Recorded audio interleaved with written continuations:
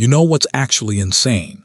You will spend roughly 100,000 hours of your life chasing something that, for most of human history, didn't even exist. Money. You stress about it, you save it, you probably hate it a little. But here's the thing, for 99% of human history, nobody had any. For most of our time on Earth, humans didn't buy things, they just gave things to each other.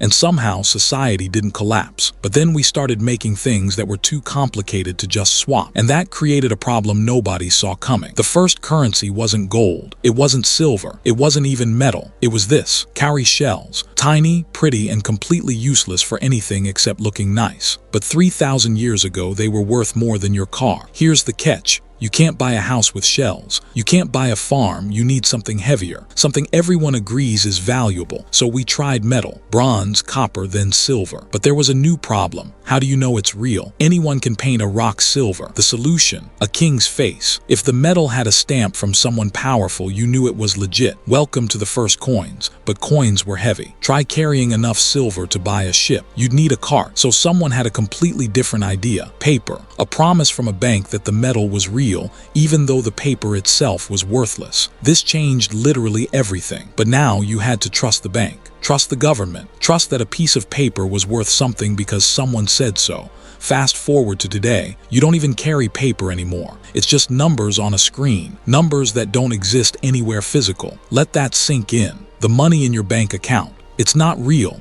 It's a shared hallucination that we all agreed to believe in. And it works. Shells, metal, paper, numbers. Each step was less real than the last. And yet each step made trade faster, bigger, and more complex.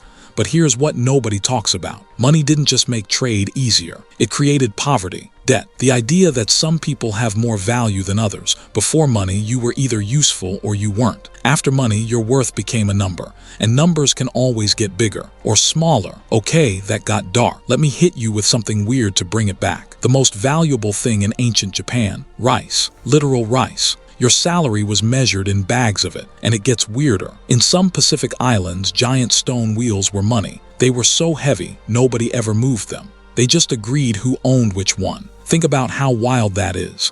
Money isn't about the object, it's about belief. If everyone agrees something has value, it has value, period. This is why cryptocurrency works. Not because it's special, but because enough people agreed it is. Same psychology, new technology. But here's the part that actually matters. Money lets strangers trust each other.